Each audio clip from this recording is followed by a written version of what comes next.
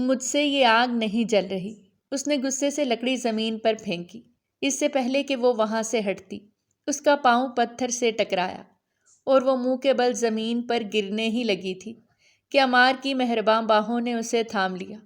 وہ اس کے ہاتھوں کا لمس اپنی کمر پہ محسوس کرتے ہوئے بری طرح تڑپ اٹھی، جبکہ وہ اس کے دل کی حالت سے مکمل طور پر انجان۔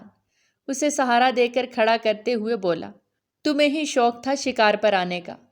او ہیلو، اگر مجھے پتا ہوتا کہ تم اس طرح کی گھٹیا جگہ پر آ رہے ہو تو میں مر کر بھی تمہاری گاڑی میں بیٹھنا پسند نہیں کرتی۔ بھیڑیا انکل، سن لیں آپ، یہ آپ کے گھر کو گھٹیا جگہ کہہ رہی ہے۔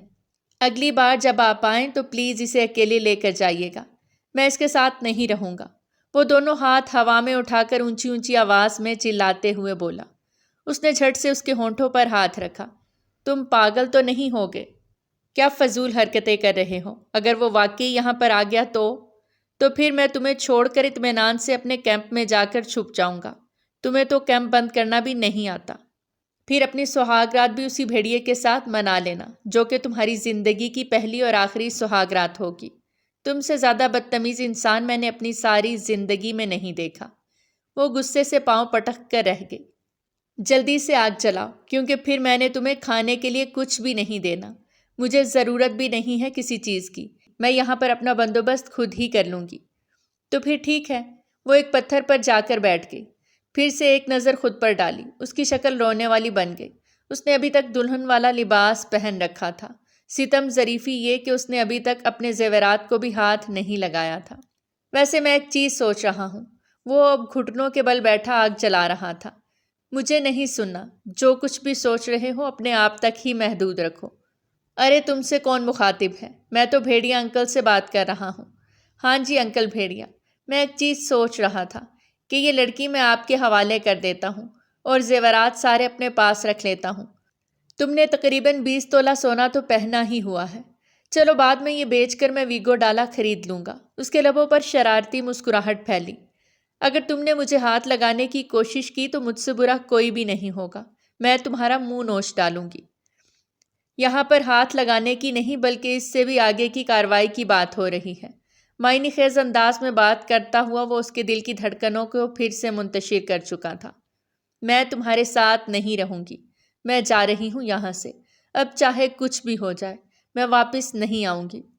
ارے رکو، ایک تو تم چھوٹی چھوٹی بات پر رونا شروع کر دیتی ہو۔ میں تو بس تمہارے ساتھ مذاق کر رہا تھا۔ ارے کہاں جا رہی ہو لڑکی؟ کہیں کھو نہ جانا۔ دیکھو کہیں ایسا نہ ہو کہ آگے سے بھیڑیا آ جائے۔ صرف یہی دھمکی تھی جس سے وہ واقعی خوفزدہ ہو جاتی۔ وہ اپنی جگہ پر ہی رک گئی اور غصے سے پاؤں پٹکنے لگی۔ خدا کا شکر تھا کہ اس نے جوگرز پہنے ہوئے تھے، ورنہ ہیلز میں گزارا کرنا ناممکن ہو جاتا۔ کیا تم سوٹ کیس کے بغیر ہی بھاگ رہی تھی مس؟ وہاں پر میرے پاس وقت نہیں تھا کہ میں اپنا سامان پیک کرتی، وہ کراتے ہوئے بولی۔ اوہ آئی سی۔ وہ نارمل سے انداز میں اپنا سر نفی میں جھٹکتے ہوئے دوبارہ سے اپنے کام میں مصروف ہو گیا۔ ویسے مجھے ایک بات بتاؤ، تمہیں تمہارے گھر والے برداشت کیسے کرتے تھے؟ بالکل اسی طرح جس طرح سے تمہیں کرتے ہیں، وہ اپنا چہرہ موڑتے ہوئے غصے سے بولی۔ خیر میں نے آگ جلا دی ہے، جلدی سے اندر سے برتن لے کر آؤ اور کھانا بنانا شروع کرو۔ مجھے کھانا بنانا نہیں آتا۔ پلیز یہ والا مذاق میرے ساتھ اس وقت مت کرنا، کیونکہ میں یہ سب کچھ افورڈ نہیں کر سکتا ہوں۔ میں تم سے سچ کہہ رہی ہوں، مجھے کھانا بنانا نہیں آتا، وہ معصومیت سے آنکھیں جھپکاتے ہوئے بولی۔ تو پھر میں نے تمہیں اپنے ساتھ کس وجہ سے رکھا ہوا ہے؟ نہ تو تمہیں آگ جلانی آتی ہے، نہ تو تمہیں کھانا بنانا آتا ہے، صرف اور صرف منہ بنانا ہی جانتی ہو۔ یہ بھی ایک ٹیلنٹ ہے۔ اپنے کاندھے پہ سے نادیدہ دھول صاف کرتے ہوئے وہ ٹھٹائی سے بولی۔ پھر تو آپ کو یہ جان کر بھی بہت مایوسی ہوگی کہ میرے ہاں اس طرح کے ٹیلنٹ کی قدر نہیں کی جاتی۔ ان دونوں کی نوک جھونک کافی دیر تک چلتی رہی۔ وہ تھوڑی ہی دیر کے بعد آگ کے قریب آ کر بیٹھی، کیونکہ اب اس کو سردی لگنے لگی تھی۔ اچانک ہی اس کے لہنگے نے آگ پکڑ لی۔ اس کی چیخ کی آواز پر وہ اس کی طرف متوجہ ہوا۔ اگلے ہی لمحے وہ پانی کی پوری بھری ہوئی بالٹی اس کے اوپر انڈیل چکا تھا۔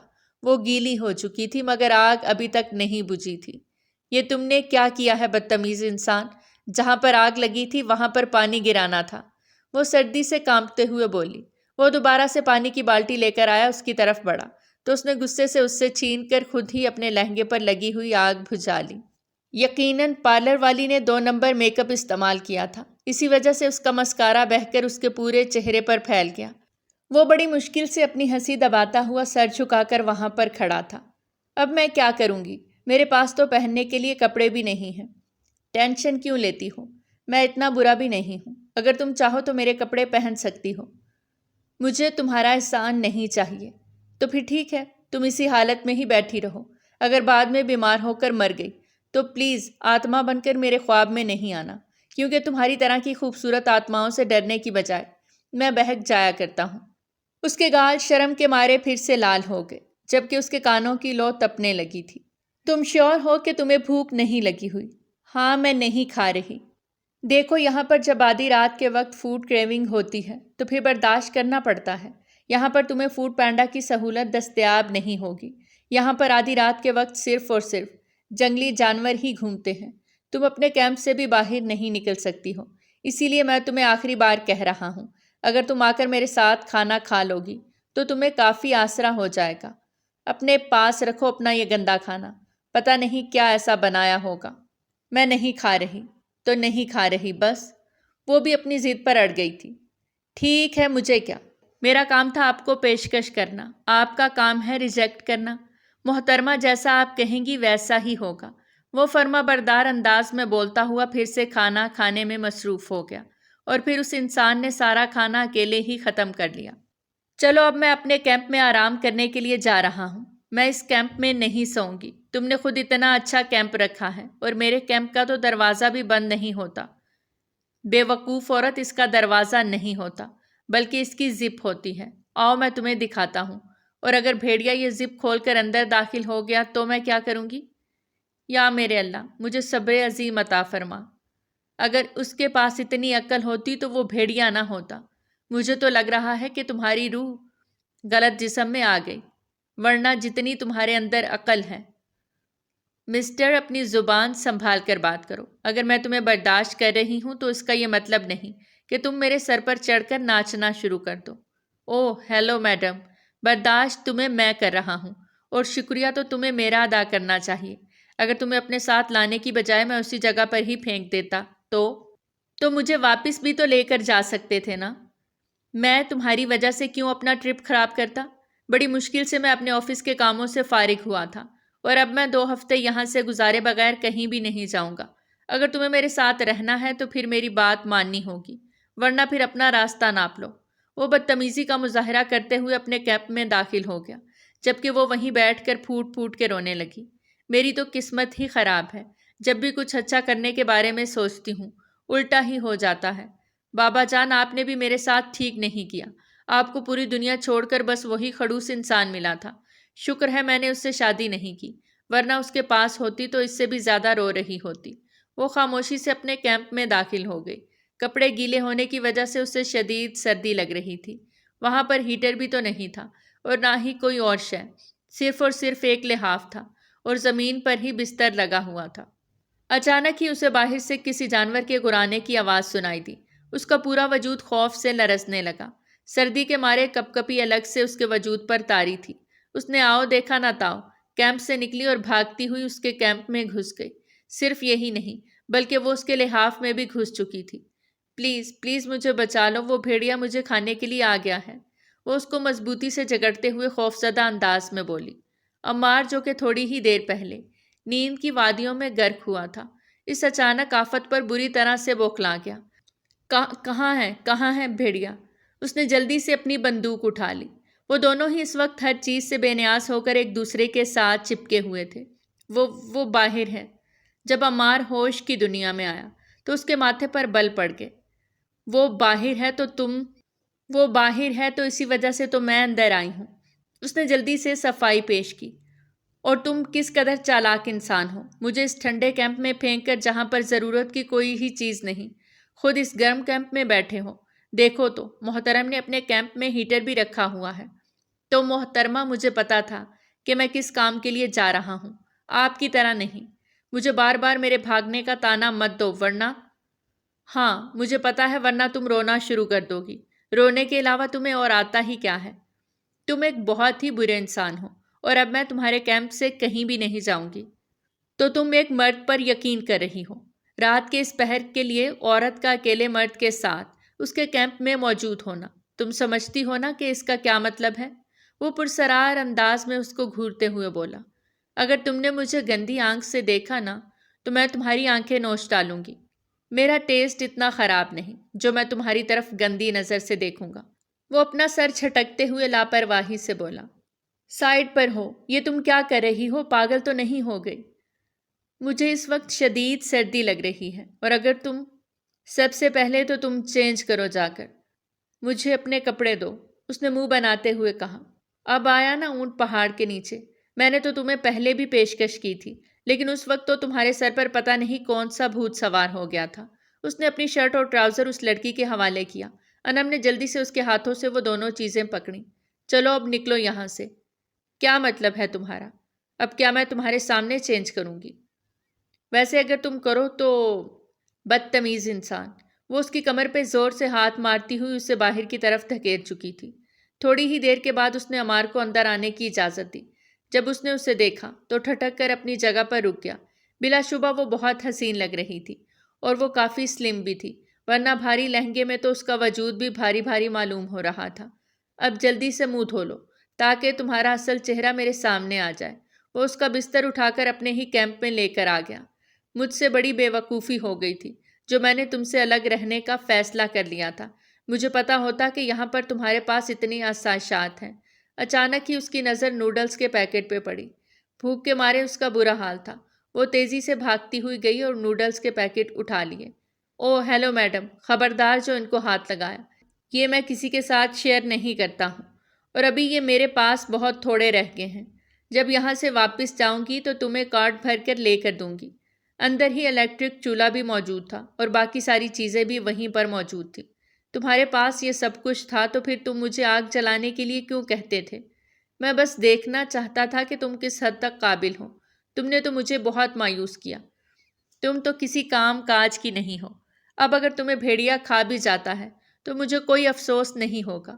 وہ مزے سے اس کے سامنے بیٹھے نوڈلز کھا رہی تھی جبکہ عمار اس کو کینہ توز نظروں سے گھور رہا تھا۔ اب کیا میرے کھانے کو بھی نظر لگانے کا ارادہ ہے؟ فکر مت کرو، تمہیں نظر نہیں لگتی۔ تم تو نظر بٹو ہو جاؤ گے، دوسروں کو نظر لگنے سے بچاتے ہیں۔ میں تمہاری جان لے لوں گی، تم بس اس وقت سے بچو جب تمہاری گردن میرے ہاتھوں میں ہوگی۔ میں تمہاری گردن اپنے ان ہاتھوں سے توڑوں گی۔ ایک بچھو تو تم سے مارا نہیں گیا اور آئی میری گردن توڑنے والی۔ وہ اس کی دکھتی رگ پہ ہاتھ رکھتا ہوا اس کو پھر سے تل ملانے پر مجبور کر گیا۔ اب ندیدوں کی طرح میرے چہرے کی طرف کیوں دیکھ رہی ہو؟ سو جاؤ چپ چاپ۔ مجھے نیند نہیں آ رہی، مجھے ڈر لگ رہا ہے۔ ڈرنا تو مجھے چاہیے جس کے ساتھ اتنی خوفناک چڑیل موجود ہے۔ تم خون وغیرہ تو نہیں پیتی ہو؟ کہیں ایسا نہ ہو۔ وہ دوسری طرف کروٹ بدل کر لیٹ گئے تھے۔ اس کی آنکھوں میں آنسو بھرے ہوئے تھے۔ وہ اس کو جتنا پرسکون کرنے کی کوشش کر رہی تھی، اس کا دل اتنا ہی بھاری ہو رہا تھا۔ یا میرے اللہ، صرف تو ہی ہے جو مجھے اس مشکل سے باہر نکال سکتا ہے۔ یا میرے اللہ، میری حفاظت فرمانا۔ اس کی ہچکیوں کی آواز کیمپ میں گونج رہی تھی۔ عمار جو کہ تھوڑا سا بے چین ہو گیا تھا، اپنی جگہ پر اٹھ بیٹھا۔ تم ٹھیک تو ہو؟ اس نے سوال کیا تو ہچکیوں کی آواز بھی بند ہو گئی۔ تم فکر مت کرو، 2 ہفتوں کے بعد میں تمہیں تمہارے ٹھکانے پر پہنچا دوں گا۔ وہ نرمی سے مخاطب ہوتے ہوئے دوبارہ سے سونے کے لیے لیٹ گیا۔ اب اس کے خراٹوں کی آواز کمرے میں گونج رہی تھی جبکہ وہ خاموشی سے آنکھیں کھولے اس کیمپ کی چھت کو دیکھ رہی تھی۔ کبھی وہ ایک نظر عمار پر ڈال دیتی، ایک اجنبی شخص پر۔ اس نے پہلی بار یقین کیا تھا اور اب اس کا دل گھبرا بھی رہا تھا۔ کہیں نہ کہیں یہ امید بھی تھی کہ وہ شخص اس کا یقین نہیں توڑے گا۔ صبح جب وہ سو کر اٹھی تو وہ کیمپ میں کہیں بھی موجود نہیں تھا۔ ہائے میرے اللہ، یہ کہاں پر چلا گیا؟ وہ کیمپ کے دروازے سے باہر نکلی تو وہ سامنے ہی آگ جلا رہا تھا۔ اس نے اپنے ہاتھوں میں خرگوش پکڑ رکھے تھے۔ تمہیں شرم نہیں آتی ان معصوموں کی جان لیتے ہوئے؟ اگر ان کی جان نہیں لوں گا تو خود اس جان سے چلا جاؤں گا۔ اب ہم نوڈلز کے سہارے تو زندہ نہیں رہ سکتے نا؟ ویسے یہاں سے تھوڑے فاصلے پر ایک بہت بڑا دریا بھی ہے۔ اگر تم چاہو تو میں تمہارے لیے مچھلی پکڑ کر لا سکتا ہوں۔ پلیز میرے لیے مچھلی لے آؤ کیونکہ مجھ سے یہ خرگوش نہیں کھائے جائیں گے۔ یہ سن کر وہ اپنا چہرہ جھکاتے ہوئے اپنی مسکراہٹ روکنے کی ناکام کوشش کرنے لگا۔ لیکن ایک چھوٹا سا مسئلہ ہے، उस दरिया के रास्ते में भेड़ियों का ठिकाना आता है। अगर उन्होंने मुझे खा लिया तो फिर तुम्हारी हिफाजत कौन करेगा? नहीं नहीं, फिर तुम ऐसा करो, तुम मत जाओ, मैं यहीं खा लूंगी। वैसे भी सिर्फ 2 हफ्तों का ही तो सवाल है। वो उसकी चादर उठाकर बाहर निकली थी। उसकी काले रंग की चादर में लिपटी हुई अनम अम्मार को अपने दिल के बेहद करीब महसूस हो रही थी। वैसे एक बात कहूँ, अगर तुम बुरा नहीं मनाओगी तो, अगर तो तुम मेरे साथ फ्लर्ट करोगे तो मैं तुम्हारा मुंह तोड़ दूंगी। ठीक है, फिर छोड़ो, नहीं करता बात। जिस तरह के तुम्हारे हालात हैं, मुझे तो लग रहा है कि तुम्हारी कोई हज़ारों के हिसाब से गर्लफ्रेंड्स होंगी। हज़ारों तो नहीं, सैकड़ों के हिसाब से हैं, जिनमें से 5 ऐसे हैं जिनके साथ मैं हद से ज़्यादा सीरियस हूँ, और एक ऐसी है जिसको तो मैं किसी सूरत भी नहीं छोड़ सकता, और एक ऐसी है जिससे हर हाल में शादी करूँगा। ये सुनकर वो फीके से अंदाज में मुस्कुरा दी। तुम सारे मर्द एक जैसे ही होते हो। अरे तुम्हें मर्दों के बारे में क्या मालूम? कहीं ऐसा तो नहीं कि किसी से धोखा खा कर आई हो? मुझे कोई भी धोखा नहीं दे सकता। जो ये बात करते हैं वो हकीकत में खुद को धोखा ही दे रहे होते हैं। कोई भी इंसान कामिल अक्ल नहीं होता। गलतियां हर किसी से होती हैं। हर कोई नादानियां करता है। अक्लमंद वो होता है जो अपनी नादानियों से सीखे। अगर तो तुम माजी के जख्मों पर नमक छिड़कने की बजाय उनको भरने की कोशिश करो तो तुम्हारी आंखों में फैली हुई उदासी किसी हद तक कम हो जाएगी। तुम अपने काम से काम रखो, ज्यादा मेरी जात में दिलचस्पी ना लिया करो। ये कहकर वो गुस्से से अपनी जगह पर उठ खड़ी हुई। मैं भी तुम्हारे साथ शिकार करने के लिए जाऊंगी। मैं भी देखना चाहती हूँ कि वो कौन सा जानवर है जिसको तुम बरसों से तलाश कर रहे हो। अगर तुम उसके हत्थे चढ़ गई तो वो तुम्हें चीर फाड़ डालेगा, और इस बार मैं भी तुम्हें नहीं बचा पाऊंगा। मैं तुम्हारे हवाले से किसी भी किस्म का रिस्क नहीं लेना चाहता। ये कहकर वो उठ खड़ा हुआ। थोड़ी ही देर में खरगोश भी पक गया, और अब वो उसका गोश्त उठाकर अजीब व गरीब नज़रों से उसे देख रही थी। ये देखने के लिए नहीं बल्कि खाने के लिए है। ये तो वही मासूम सा खरगोश था ना। अगर तुम यही सोचती रहोगी तो भूखी मरोगी। खैर, तुम खाना खाओ, मैं जा रहा हूँ। तुम मुझे यहाँ पर अकेला छोड़कर कैसे जा सकते हो? बिल्कुल उसी तरह से जिस तरह से तुम अपने घर वालों को छोड़कर यहाँ पर चली आई। ये बात बेसाख्ता उसके मुंह से फिसली। उसी वक्त ही उसे अपनी गलती का एहसास हुआ, जबकि वो अपनी जगह पर जम सी गई और फिर उल्टे कदमों कैंप में चली गई। अम्मार के बच्चे, तुम भी ना हर बार ही कुछ ना कुछ फजूल बोल देते हो। अब क्या ज़रूरत थी ये बात करने की? चलो खैर, अब वो मेरे साथ चलने की जिद तो नहीं करेगी। वो शाम के वक्त वापस आया तो वो कैंप में कहीं भी मौजूद नहीं थी। या अल्लाह, खैर कहीं उसको भेड़िया सच में तो नहीं ले गया। मेरे अल्लाह, मेरे साथ ऐसा मत कीजिएगा। जिंदगी में पहली बार कोई औरत मुझे अपने दिल के पास लगी है, और अगर वो औरत भी मुझसे दूर हो गई तो मैं कभी भी किसी से मोहब्बत नहीं कर पाऊंगा। उसकी शक्ल रोने वाली बन गई थी। उसने देखा कि थोड़े ही फासले पर वो एक नदी में बैठी नहा रही थी। उस वक्त वो पानी में थी। उसके कपड़े साइड पे पड़े थे। उसने अपनी आंखों पर हाथ रखा और जल्दी से पीछे की तरफ हटकर खड़ा हो गया। उसका दिल जोर जोर से धड़कने लगा था। उसी वजह से मेरा यहाँ पर लड़कियों को लाने का दिल नहीं करता।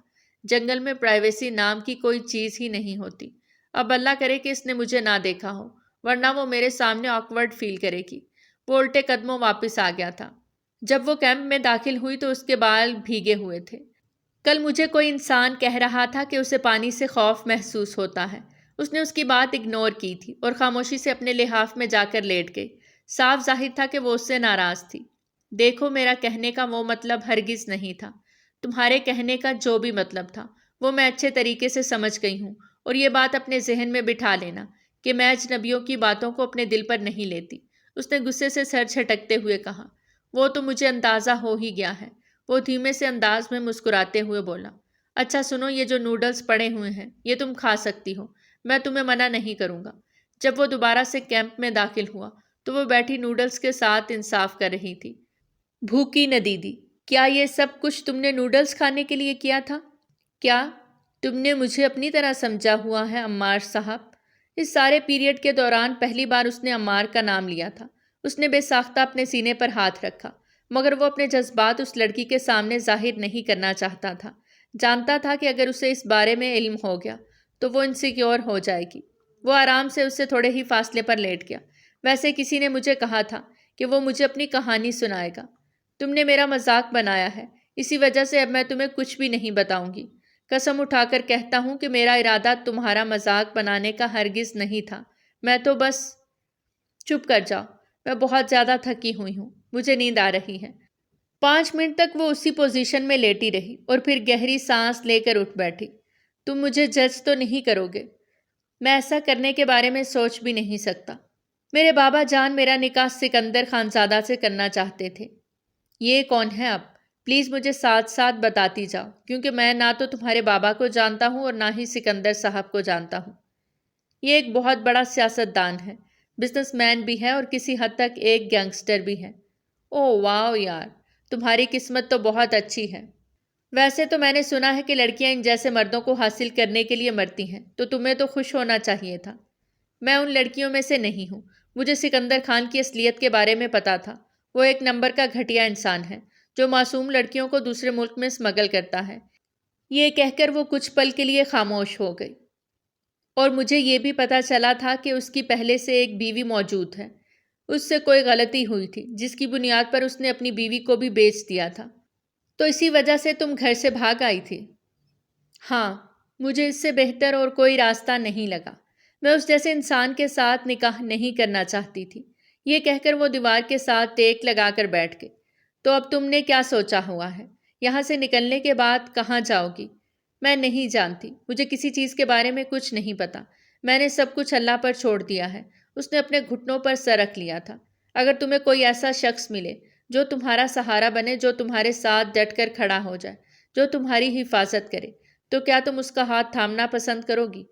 آج کل کے دور میں اس طرح کے مرد مر چکے ہیں۔ اس نے نفرت سے اپنا سر جھٹکتے ہوئے کہا۔ تم نے ابھی تک کسی پر اعتبار کر کے دیکھا ہی نہیں ہے۔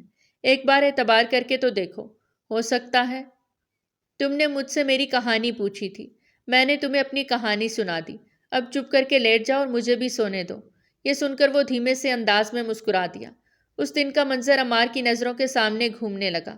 وہ اپنے والدین کا ایک لوتا بیٹا تھا، ایک بہت بڑا رئیس زادہ تھا، جاگیردار ہونے کے ساتھ ساتھ سیاست دان بھی تھا۔ وہ حد سے زیادہ میچور انسان تھا۔ اس کی شخصیت میں عجیب سا رعب اور ہیبت تھی، جس کی وجہ سے لوگ اس سے بات کرنے سے پہلے بھی 1000 بار سوچتے تھے۔ وہ بزنس کی دنیا کا بے تاج بادشاہ تھا، زبردست پرسنالٹی کا مالک تھا۔ اس کی ایک جھلک دیکھنے کے لیے لڑکیاں ترستی تھیں، مگر اس نے آج تک کبھی بھی کسی عورت کی ذات میں دلچسپی نہیں لی تھی۔ اسے شکار کا بہت شوق تھا۔ 2 سال سے ہی وہ ایک جانور کی تلاش میں تھا جس کی جسامت شیر کے جتنی ہی تھی، مگر اس کی نسل کوئی اور تھی۔ وہ ہر سال اس کے شکار کے لیے آتا، مگر خالی ہاتھ چلا جاتا۔ اس بار بھی اس نے 2 ہفتے اسی کام کے لیے ہی نکالے تھے۔ محترمہ جس پارلر سے تیار ہونے کے لیے آئی تھی، اس کے ساتھ ہی ایک بہت بڑا مارٹ تھا جہاں سے وہ اپنے لیے کچھ چیزیں لینے کے لیے گیا تھا۔ اس نے گاڑی بھول کر ان لاک ہی چھوڑ دی تھی۔ انم جب پارلر سے بھاگی تو اس کی نظر سب سے پہلے بلیک کلر کی پراڈو پر پڑی۔ اس کی بدقسمتی یہ تھی کہ جو پارلر کی آنر تھی وہ بھی سکندر خان کے ساتھ ملی ہوئی تھی۔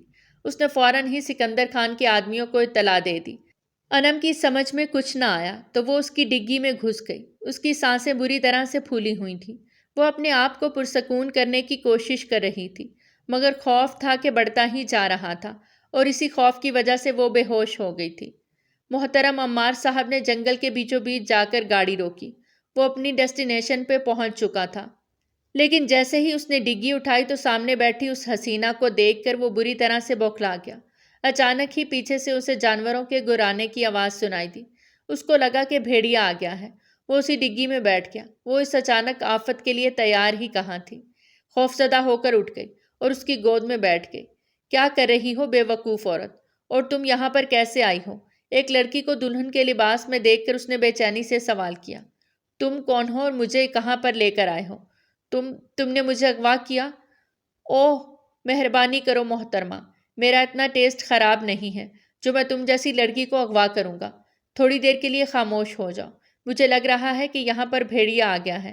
اب کی بار اس نے اپنا سر عمار کے سینے کے ساتھ ٹکایا ہوا تھا۔ کیا کہہ رہے ہو تم؟ کون سا بھیڑیا؟ مجھے ڈر لگ رہا ہے۔ انب کی حالت ایسی تھی جیسے کاٹو تو بدن میں لہو نہیں۔ اس کے ساتھ تو موئے موئے ہو گیا تھا، آسمان سے گرا اور کھجور میں اٹکا۔ اس کے ماں باپ کا اس کے بچپن میں ہی انتقال ہو گیا تو اس کی پرورش اس کے تایا جان نے کی تھی، جو حد سے زیادہ لالچی آدمی تھے۔ انہوں نے اس کا سودا ایک بہت بڑے بزنس مین کے ساتھ کر دیا اور بدلے میں ان سے کروڑوں کے حساب سے پیسے لیے۔ وہ ان کو اپنے بابا جان جیسا ہی سمجھتی تھی اور ان کو بابا کہہ کر ہی پکارتی تھی، لیکن جس دن اسے اس حقیقت کے بارے میں پتہ چلا اس دن وہ بہت بری طرح سے ٹوٹ گئی۔ دادی جان نے بھی اس کو یہی مشورہ دیا کہ تم حویلی سے بھاگ جاؤ، اور پھر شادی کے دن وہ اسی وجہ سے وہاں سے بھاگ آئی۔ تھوڑی ہی دیر کے بعد وہ دونوں ہی اس ڈگی سے باہر نکل آئے۔ تم مجھے یہاں پر اکیلا چھوڑ کر مت جانا ورنہ میں مر جاؤں گی۔ او ہیلو محترمہ، تم جانو اور تمہارا کام جانے۔ میں نے یہاں پر تمہاری حفاظت کا ٹھیکہ نہیں اٹھایا ہوا، اور نہ ہی میں نے تمہیں کہا تھا کہ میری گاڑی میں آ کر چھپ جاؤ۔ میں اکیلا شکار پر آیا ہوں اور اکیلا ہی جاؤں گا۔ تم جا کر اپنا حساب کتاب برابر کر لو۔ تم اس قدر ظالم کیسے ہو سکتے ہو؟ ایک عورت جو کہ بے بس ہے اور تمہارے سہارے پر ہے، تم اس کو کیسے چھوڑ سکتے ہو؟ وہ آنکھیں چھوٹی چھوٹی کر کے اس کے دلہن والے سراپے کو گھورنے لگا۔ میں عورتوں پر یقین نہیں کرتا ہوں۔ اگر تم مجھے اپنے ساتھ لے کر جاتے ہو تو بدلے میں تمہیں 2 کروڑ دوں گی، وہ حلق کے بل چلاتے ہوئے بولی۔ آہستہ آواز میں بات کرو، کیا بھیڑیوں کو جگانے کا ارادہ ہے؟ میں سیریس ہوں، 2 نہیں بلکہ میں تمہیں 5 کروڑ دینے کے لیے تیار ہوں۔ پلیز پلیز پلیز میری مدد کر دو، مجھے یہاں سے باہر نکال دو۔ وہ ٹھٹک کر اپنی جگہ پہ رکا، ایک نظر اس پر ڈالی جو اس وقت زیورات سے لدی ہوئی تھی اور کافی امیر گھرانے کی معلوم ہو رہی تھی۔ ٹھیک ہے، آ جاؤ میرے ساتھ۔ ہم کہاں پر جا رہے ہیں؟ مجھے زیادہ سوال جواب کرنے والے لوگ پسند نہیں۔ اگر میں سوال نہیں کروں گی تو مجھے پتا کیسے چلے گا؟ اس نے معصومیت سے آنکھیں جھپکاتے ہوئے کہا۔ وہ دماغ کی دہی کرنے میں پی ایچ ڈی کر چکی تھی اور اب بہت جلد وہ اس کا بھی سر گھمانے کا ارادہ رکھتے تھے۔ عمار صاحب جو کہ زیادہ کسی سے بات نہیں کرتے تھے، ہر کسی کو اس کی اوقات میں رکھتے تھے، آج وہ معمول سے ہٹ کر بہت زیادہ بول رہا تھا اور فضول بول رہا تھا۔ وہ اس کو لے کر کیمپنگ والے ایریا میں آ گیا جو کہ باقی حصے سے کافی حد تک بہتر تھا، اور اب 2 دنوں سے وہ لوگ اسی جگہ پر ہی موجود تھے۔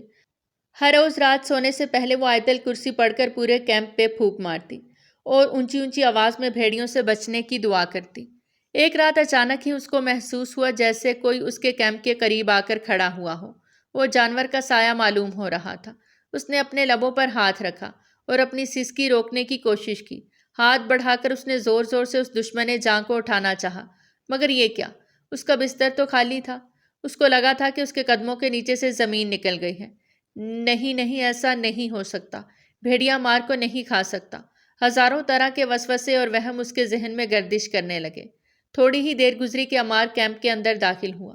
وہ تیزی سے اس کے پاس گئی اور اس کے گلے لگ کر پھوٹ پھوٹ کے رونے لگی۔ اس وقت عمار کو لگا تھا کہ کسی نے جلتا ہوا انگارہ اس کے سینے پہ رکھ دیا ہو۔ جذبات ایک بار پھر سے بے قابو ہونے لگے۔ بڑی مشکل سے خود پہ کنٹرول کرتے ہوئے اس نے اس لڑکی کو دونوں بازوؤں سے پکڑا اور خود سے الگ کرتے ہوئے کہا، کیا ہوا ہے؟ تم ٹھیک تو ہو؟ اس کے لہجے میں بلا کی نرمی تھی۔ میں بہت زیادہ ڈر گئی تھی۔ مجھے لگ رہا تھا کہ تمہیں بھیڑیا کھا گیا ہے، اور ابھی تھوڑی دیر پہلے۔ ڈرو نہیں، یہاں پر کوئی بھیڑیا نہیں، ڈرنے کی ضرورت نہیں، میں تمہارے ساتھ ہوں۔ تم مجھے اکیلا چھوڑ کر تو نہیں جاؤ گے نا؟ تم پلیز میرے ساتھ ہی رہو گے؟ وہ چھوٹے بچوں کی طرح پھوٹ پھوٹ کے رو رہی تھی۔ ہاں میری جان، میں تمہارے ساتھ ہی رہوں گا۔ اس کی زبان پھسلی تھی۔ اس نے جلدی سے زبان اپنے دانتوں میں دبائی۔ خدا کا شکر تھا کہ اس لڑکی نے اس کی بات نہیں سنی تھی، ورنہ یہاں پر پانی پت کی تیسری جنگ شروع ہو جاتی۔ جلد ہی انم کو اپنی غلطی کا احساس ہوا۔ وہ تیزی سے اس سے دور ہٹی۔ اب زیادہ فری ہونے کی ضرورت نہیں ہے میرے ساتھ۔ او ہیلو میڈم، میں کب فری ہوا؟ فری تو آپ ہو رہی تھی، میں بس تھوڑا سا ڈر گئی تھی۔ اللہ کرے کہ تم ہمیشہ ایسے ہی ڈرتی رہو۔ کیا کہا تم نے؟ کچھ بھی نہیں، میں نے تو کچھ بھی نہیں کہا۔ وہ فوراً سے انجان بن گیا۔ وہ لوگ اس رات بھی بیٹھ کر باتیں کرتے رہے۔ مجھے یہاں پر نہیں رہنا، پلیز مجھے یہاں سے لے چلو نا۔ اور اگر وہاں پر سکندر خان نے تمہیں آ کر پکڑ لیا تو تم کیا کرو گی؟ تم ہو نا، تم مجھے بچا لو گے۔ تمہارے ہوتے ہوئے مجھے کسی چیز کی ٹینشن لینے کی ضرورت نہیں ہے۔ اس کے لہجے میں مان تھا جسے محسوس کر کے وہ اپنی جگہ پر جم سا گیا۔ اور اگر میں نے تمہاری مدد کرنے سے انکار کر دیا تو؟ تم تو میرے بارے میں کچھ جانتی ہی نہیں ہو۔ جاننے کے لیے بھی ساری زندگی پڑی ہے، اس نے لاپرواہی کا اظہار کرتے کہا۔ ٹھیک ہے، میں تمہیں کل ہی یہاں سے لے کر نکل جاؤں گا اور پھر تمہیں ایک محفوظ جگہ پر پہنچا دوں گا۔ اگلے دن وہ لوگ صبح سویرے ہی وہاں سے نکل آئے۔ وہ لوگ جہاں سے آئے تھے لینڈ سلائیڈنگ کی وجہ سے وہ راستہ بند ہو گیا تھا، اور ابھی دوسرا راستہ کافی مشکل اور خطرناک تھا۔ وہ سہمی ہوئی نظروں سے کبھی باہر دیکھتی اور کبھی اس کے چہرے کو گھورتی۔ صبح سے رات ہو چکی تھی اور ابھی تک راستہ ختم نہیں ہوا تھا۔ گاڑی ایک جگہ پر آ کر رک گئی تھی۔ کیا ہوا ہے اس کو؟ مجھے نہیں پتا، تم یہیں پر بیٹھو، میں جا کر دیکھتا ہوں۔ مجھے ڈر لگ رہا ہے۔ اس نے مضبوطی سے اس دشمن جاں کے بازو کو پکڑ لیا۔ ارے ڈرنے کی ضرورت نہیں، میں تھوڑی ہی دیر میں آتا ہوں، تم نے یہاں سے قدم بھی باہر نہیں نکالنا، سمجھ آ رہی ہے نا میری بات؟ اور کوئی بھی بے وقوفی نہیں کرنی، تم گاڑی کے اندر جب تک رہو گی محفوظ رہو گی۔ ہاں میں سمجھ گئی ہوں۔ اس نے باہر جا کر بونٹ اٹھایا تو گاڑی کافی گرم ہو چکی تھی۔ یہاں سے تھوڑے ہی فاصلے پر ایک ندی موجود تھی، مگر وہاں پر جانے کا راستہ بہت ہی خطرناک تھا۔ مجھے تقریباً 20 منٹ لگ جائیں گے، تب تک تم یہیں پر ہی رکو گی، وہ اس کے گالوں کو تھپکاتے ہوئے بولا تھا، اور پھر وہاں سے چلا گیا۔ اس کے جانے کے بعد وہ چاروں طرف دیکھنے لگی۔ دور دور تک گہری خاموشی پھیلی ہوئی تھی۔ ایک جگہ پر ٹک کر بیٹھنا تو اس کو آتا ہی نہیں تھا۔ جب تک وہ کوئی کارنامہ سر انجام نہیں دیتی تھی تب تک اس کے بے قرار دل کو قرار بھی نہیں ملتا تھا۔ وہ جلدی سے گاڑی سے باہر نکلی۔ دوسری طرف وہ بہت ہی احتیاط سے نیچے اتر رہا تھا، کیونکہ راستہ بہت ہی پتھریلا تھا۔ اگر ذرا سی بھی غلطی ہو جاتی تو وہاں سے گر کر عمار صاحب کا سر پھٹ سکتا تھا۔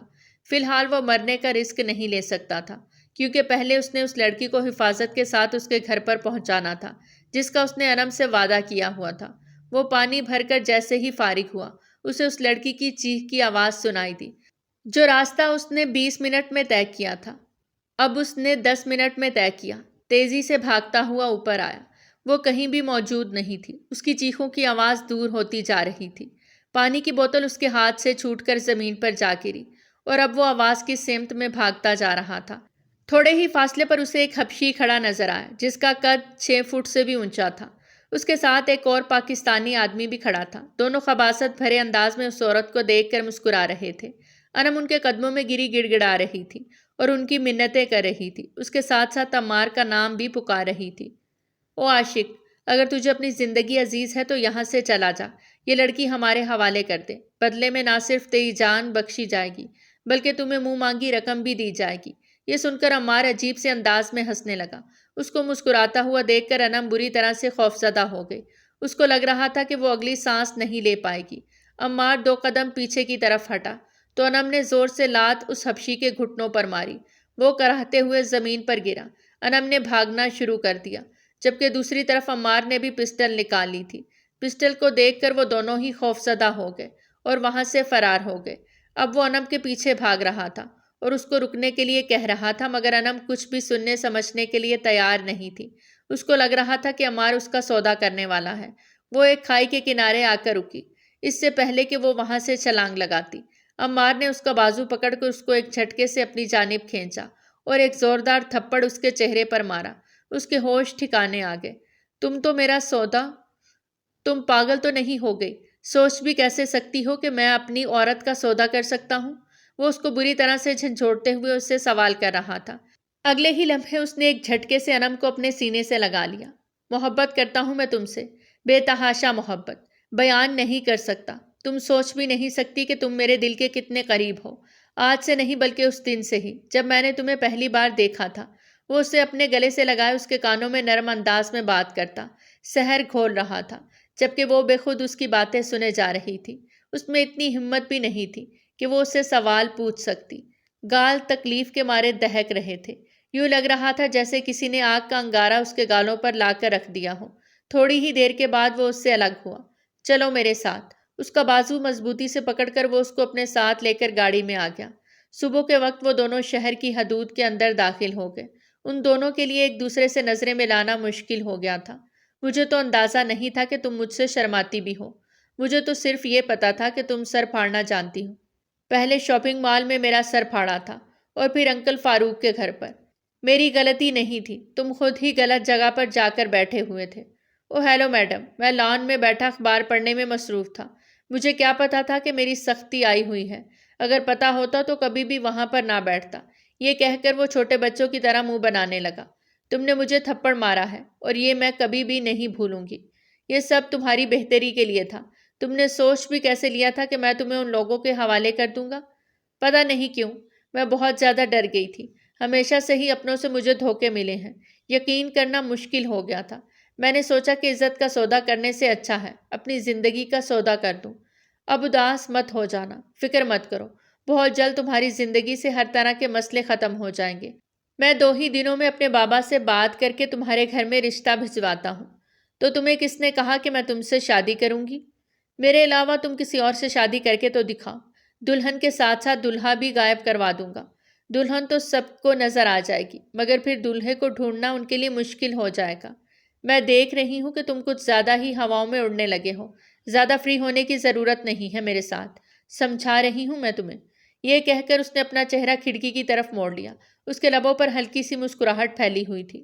اسے بھی وہ واقعہ یاد آ گیا جب وہ اپنی چچی جان کے گھر کرکٹ کھیل رہی تھی، اپنے چھوٹے چھوٹے کزنز کے ساتھ مل کر ہلا گلا کر رہی تھی۔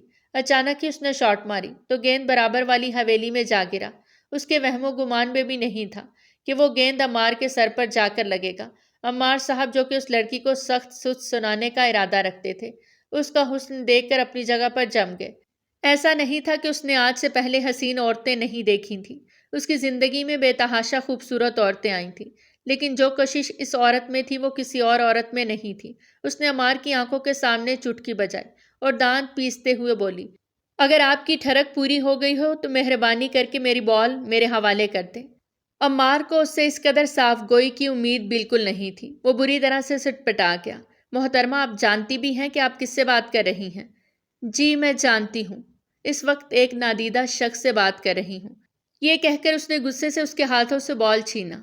جس تیزی سے وہ آئی تھی اتنی ہی تیزی سے بال لے کر وہ دیوار پھلانگ کر چلی گئی۔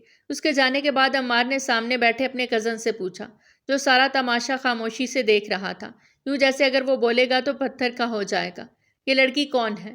انکل سالار کی بھتیجی ہے، اس پر غلط نظر ڈالنے کی ضرورت نہیں ہے، یہ پہلے سے ہی منگنی شدہ ہے اور بہت جلد اس کا نکاح ہو جائے گا۔ عمار کو لگ رہا تھا جیسے کسی نے اس کے سینے پہ خنجر چلایا ہو۔ تم میرے ساتھ مذاق کر رہے ہو نا؟ میرا تمہارے ساتھ ایسا کوئی مذاق نہیں، بلکہ ہم دونوں بھائی اس کے ولیمے پر کھانا کھانے کے لیے جائیں گے۔ میں تو اس کے ولیمے پر لوگوں کو بہت پریشان کروں گا، اس سے سارے بدلے لوں گا۔ جب بھی یہ یہاں پر آتی ہے اپنی حویلی کے ساتھ ساتھ ہماری حویلی والوں کو بھی پریشان کرتی ہے۔ دلاور اس سے بہت تنگ نظر آ رہا تھا اور اس نے منصوبہ بھی بنا لیا تھا کہ وہ کیسے اس لڑکی کی شادی کو برباد کرے گا، لیکن بیچارے کو اس کا موقع ہی نہ مل سکا، کیونکہ شادی کے دن ہی وہ بھاگنے میں کامیاب ہو گئی۔ کیا تمہیں یقین ہے کہ نانی جان تمہیں اپنے پاس پناہ دینے کے لیے راضی ہو جائیں گی؟ جو کچھ تم نے مجھے اس گھٹیا انسان کے بارے میں بتایا ہوا تھا، مجھے تو لگتا ہے کہ وہ ان تک پہنچنے میں کامیاب ہو جائے گا۔ ایسا نہیں ہو سکتا، نانی جان کبھی بھی مجھے اس گھٹیا شخص کے حوالے نہیں کریں گی۔ وہ مجھ سے بہت محبت کرتی ہیں، وہ دل فریب انداز میں مسکراتے ہوئے بولی۔ آفٹر آل میں ان کی لاڈلی بیٹی کی اکلوتی اولاد ہوں۔ کیا مجھے تمہارا موبائل مل سکتا ہے؟ اس نے پہلے ہی اپنی نانی جان کو اطلاع دے دی تھی۔ وہ جب گاڑی سے اتری تھی تو عمار کو اپنا دل اس کے ساتھ ہی جاتا ہوا محسوس ہوا۔ اس نے ایک بار بھی پلٹ کر دیکھنا گوارا نہیں کیا تھا۔ وہ گہری سانس خارج کرتا ہوا اپنی گاڑی ریورس کر کے وہاں سے آ گیا، لیکن دل پر ایک عجیب سا بوجھ آ کر گرا۔ اس کو شدت سے کچھ غلط ہونے کا احساس ہو رہا تھا۔ اس لڑکی نے اسے اپنا نمبر نہیں دیا تھا، بلکہ عمار کا کارڈ اپنے پاس رکھ لیا۔ پتہ نہیں وہ اسے کب کال کرتی۔ محبت کرنا بہت ہی مشکل کام ہے، اس نے اپنے آپ سے کہا اور گاڑی اپنی حویلی کی طرف بڑھا دی۔ دوسری جانب جب انم حویلی کے اندر داخل ہوئی تو اس کے لبوں پر پیاری سی مسکراہٹ پھیلی ہوئی تھی۔ نانی جان سے اس نے بات کر کے اپنی تسلی کر لی تھی۔ نانی جان نے اس کو بے فکر ہونے کے لیے کہا تھا کہ تمہیں ٹینشن لینے کی ضرورت نہیں، تم آرام سے آ جاؤ، میں سب کچھ دیکھ لوں گی۔ مجھے سکندر خان کی حقیقت کے بارے میں پتہ چلا تو مجھے بہت افسوس ہوا اور خوشی بھی ہو رہی تھی کہ تم اس کے چنگل سے بچ نکلی۔ وہ حویلی کے اندر داخل ہوئی تو گہری خاموشی نے اس کا استقبال کیا۔ مومانی جان کہاں پر ہیں؟ یہ تو ہو ہی نہیں سکتا کہ دوپہر کے 12 بجے کا وقت ہو اور مومانی جان اپنے کمرے میں آرام کر رہی ہوں۔ ہو سکتا ہے کہ وہ کہیں باہر گئی ہوں۔ جیسے ہی وہ نانی جان کے کمرے کے اندر داخل ہوئی، سامنے کا منظر دیکھ کر اسے زمین اپنے قدموں کے نیچے سے نکلتی ہوئی محسوس ہوئی، کیونکہ سامنے کوئی اور نہیں بلکہ سکندر خان کھڑا تھا، جو کہ پرسکون انداز میں دیوار سے ٹیک لگائے اس کو گھورے جا رہا تھا۔ تو تمہیں کیا لگا تھا میری چھمیاں؟ اتنی آسانی سے میں تمہیں اپنے ہاتھوں سے نکلنے کی اجازت دوں گا؟ کیا تم نے مجھے اتنا بے وقوف سمجھا تھا؟ تھوڑے ہی فاصلے پر اس کی نانی جان سر جھکا کر پریشان حال بیٹھی ہوئی تھی۔ مجھے معاف کر دینا بیٹا، اس نے مجھے دھمکی دی تھی کہ یہ تمہارے ماموں کو جان سے مار ڈالے گا۔ عمار ٹھیک کہہ رہا تھا کہ اس کو اعتبار نہیں کرنا چاہیے تھا۔ پہلے تو تم مجھے حساب دو گی کہ اتنے سارے دن تم نے کہاں پر گزارے، اور جب تک مجھے تسلی نہیں ہوتی تب تک میں تمہیں بخشوں گا نہیں۔ وہ اس کا ہاتھ پکڑ کر اس کو گھسیٹتا ہوا حویلی سے باہر نکلا تھا۔ وہ خود کو چھڑانے کی کوشش کر رہی تھی، مگر بار بار ناکام ہو رہی تھی۔ تم ایک گھٹیا انسان ہو، میں تم سے نفرت کرتی ہوں، چھوڑو مجھے، میں تمہیں جان سے مار دوں گی، میں پولیس میں جا کر تمہارے کرتوتوں کے بارے میں بتاؤں گی، تم میرے ساتھ زیادتی نہیں کر سکتے ہو۔ یہ کہہ کر وہ پھوٹ پھوٹ کے رونے لگی۔ ارے تمہیں تو خوش ہونا چاہیے کہ میرا جیسا انسان تمہارا شوہر بن رہا ہے، اور تم الٹا مجھے نخرے دکھا رہی ہو۔ چلو کوئی بات نہیں، تمہارے نخرے بھی میں اٹھا لوں گا، اس قدر حسین عورت کے نخرے اٹھانے میں آخر کیا مذائقہ، میں تمہیں جان سے مار دوں گی۔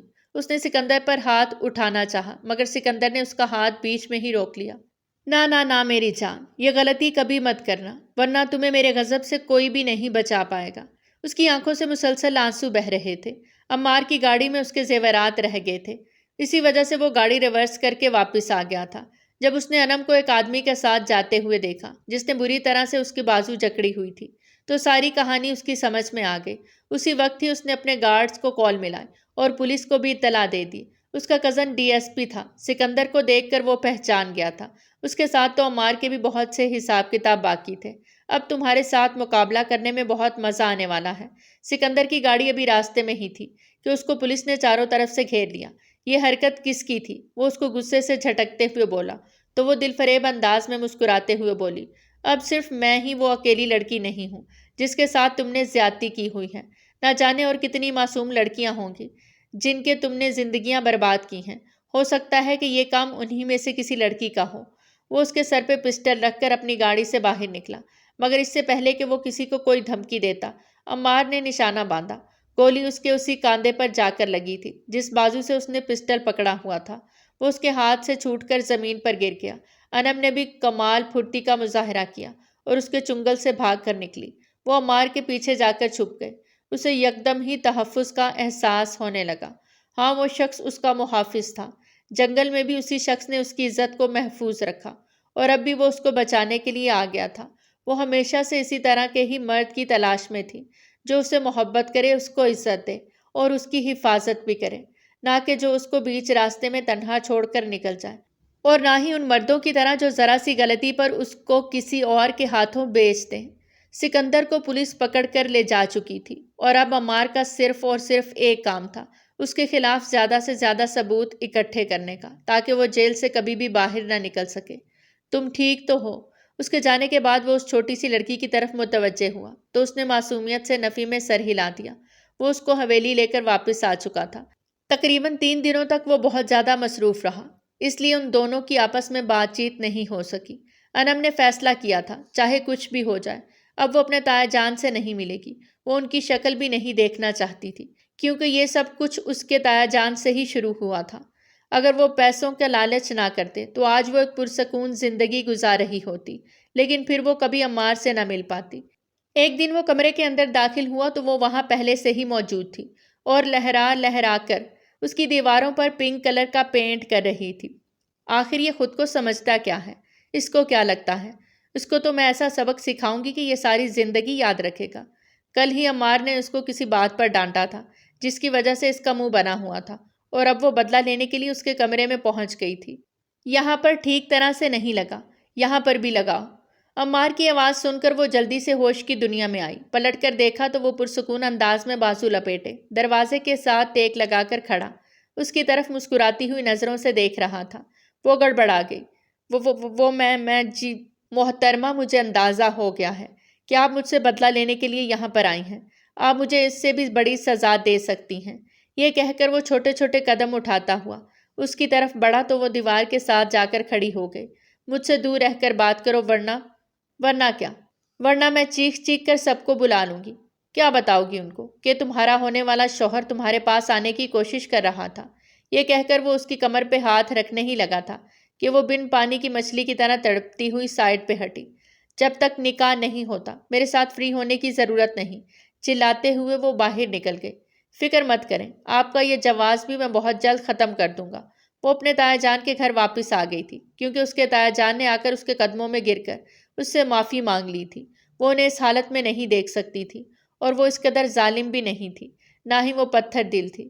اگلے 3 دنوں تک وہ اس سے ملنے کے بہانے ڈھونڈ رہا تھا، مگر کوئی بھی اسے انم سے ملنے کی اجازت نہیں دے رہا تھا۔ اور پھر رات کے وقت وہ کھڑکی پھلانگ کر اندر داخل ہوا۔